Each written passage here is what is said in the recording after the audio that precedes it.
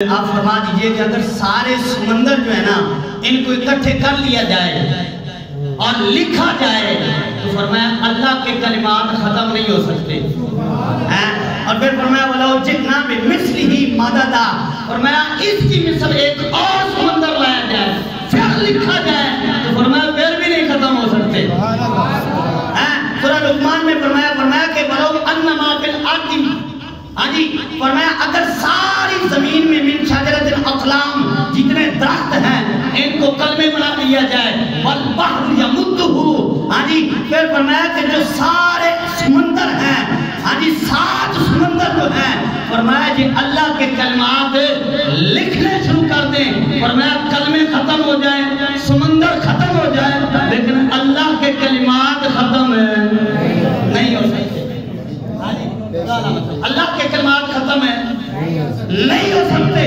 شیخ محقق عبدالحق محدث دہلوی رحمۃ اللہ تعالیٰ علیہ آپ سے پوچھا گیا کہ یہ کلمات ربی اللہ کے کلمات ہیں کیا، اللہ کے کلمات کس کو کہتے ہیں؟ تو حضرت عبدالحق محدث دہلوی فرماتے ہیں کہ اللہ کے کلمات سے مراد جہاں حضور کی ذات ہے کہ سر کے بالوں سے لے کر حضور پاؤں کے بالوں تک جو ہے تو حضور کے کلمات حضور اللہ کے کلمات ہیں اور حضور کی شان جو ہے وہ ختم نہیں ہو سکتی.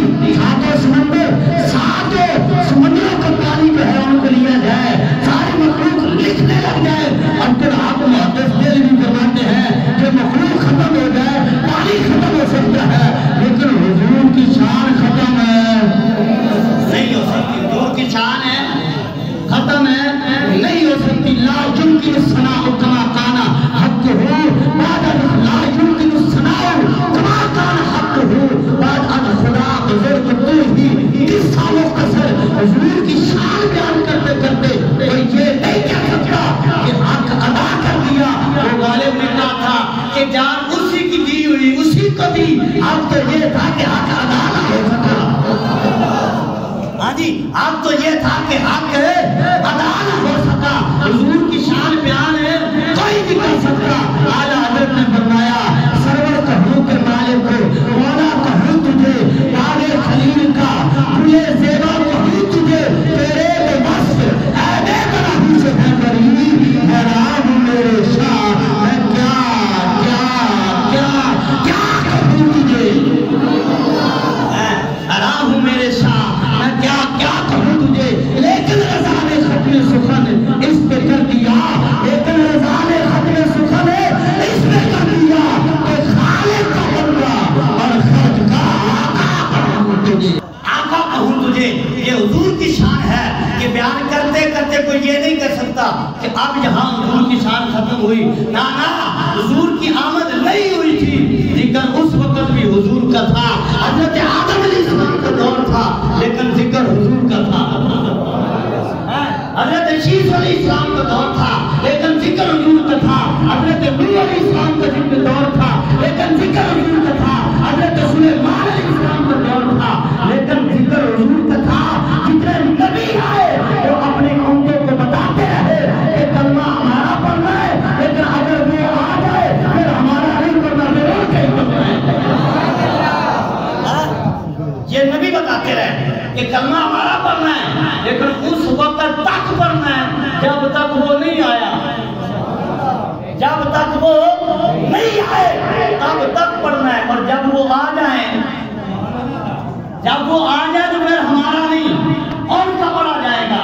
میں 2 مثالیں آپ کے سامنے یہاں رکھوں گا پھر واپس آتے اپنی گفتگو کی طرف سے. حضرت فاروق اعظم رضی اللہ تعالیٰ عنہ امیر المومنین فاروق اعظم غیر المنافقین، آپ کو کہیں سے قرآن ملی تو آپ نے حضور کی بارگاہ میں لا کر پڑھنی شروع کر دی. اجازت چاہیے حضور نے وہ چیز اختیار کی تو معلوم ہوا سمجھے کہ اجازت مل گئی ہے تو پڑھنا شروع کر دیا. حضور کا چہرہ متغیر ہو گیا. حضرت صدیق اکبر رضی اللہ تعالیٰ جو حضور کا چہرہ دیکھ رہے تھے، چند صحابہ کرام نے حضور کا چہرہ بیان کرتے ہیں. 1,24,000 کموں پہ صحابہ کرام کی تعداد ہے.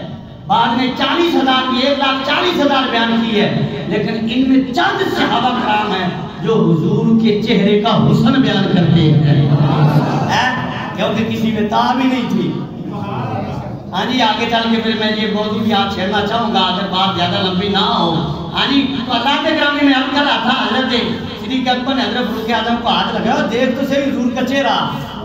सरकार नाराज़गी का इज़हार फरमा रहे हैं, किताब बंद की, हजरत फ़ारूक आज़म ने ऐसे हाथ बांधे और आज की रदीतु बिल्लाहि रब्बा व बिल इस्लामी दीना व बि मुहम्मदिन नबिय्या, ऐ अल्लाह के महबूब हम अल्लाह के रब होने पर और दीन के इस्लाम होने पर और आपके नबी होने पर राजी हो गए। तो सरकार ने यहाँ फरमाया, ऐ उमर तू क्या कहता है?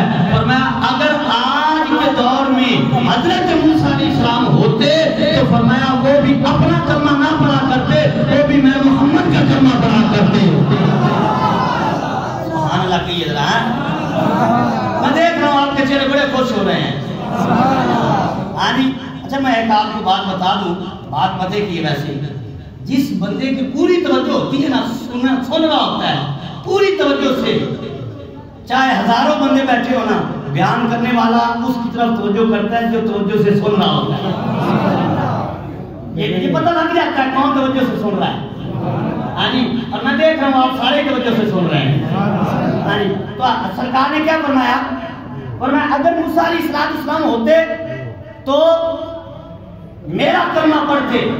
और फिर जहां हजूर अलैहिस्सलाम ने फरमाया, अल्लामा जलालुद्दीन सिद्दीकी ने लिखा, सरकार अलैहिस्सलाम ने फरमाया उनका नाम ले रहे हो, उनकी किताब पढ़ रहे हो, फरमाया अना हज़्ज़ुकुम मिनन नबिय्यीन व अंतुम हज़्ज़ी मिनल उमम औ कमा क़ाल। ये जब आप घर जाए ना और लंगर से फारिग होकर हैं, जब बिस्तर पर लेटे तो फिर सोचना हुजूर ने फरमाया क्या है। सरकार ने फरमाया तुम उनकी बातें कर रहे हो, मुझे देखो। और मैं जिनको मैं मिल गया उनको हज़रत मूसा अलैहिस्सलाम को देखने की जरूरत क्या है। हाँ जी, सरकार ने फरमाया तुम्हें मुबारक हो, सारे नबियों में से मैं तुम्हारे हिस्से में आ गया और तुम सारी हिस्से में से मेरे हिस्से में आ गए हो।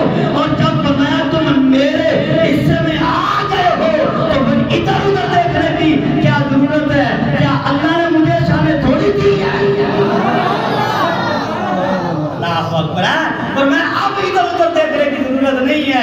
मेरा दीन भी कामिल है, मेरा इस्लाम भी कामिल है और सारी शामें अल्लाह ताला ने मुझे अता करके दे दिया है।